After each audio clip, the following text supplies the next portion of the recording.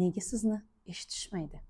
Ba'zan siz gapirasiz, lekin sizni tushunishmaydi, eshitishmaydi va e'tibor berishmaydi. Nega shunday? Hozir shu haqida gaplashamiz. Ba'zan biz nutqimizdagi ohangni to'g'ri tanlamaymiz. Yoki juda baland, yoki juda ham past. Masalan, bugun biz o'sha joyga boramizmi? Bunda sizni hech kim tushunmaydi va eshitmaydi. Yoki bugun borishimiz kerak. Bu esa sizni noto'g'ri tushunishlariga va tajovuzkor ohangda qabul qilishlariga imkon beradi. Bunda nima qilish kerak?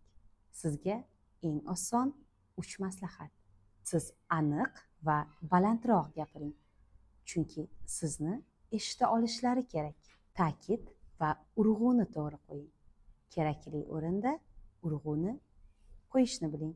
Masalan, biz bugun siz bilan birga borishimiz kerak. Shoshilmasdan sekinroq gapiring. Chunki sizni anglay olishlari kerak. Agar sizning ovozingizni eshitishlarini istasangiz, menga obuna bo'ling. Bu faqat jurnalistlar yoki boshlovchilar uchun emas, hamma uchun kerak.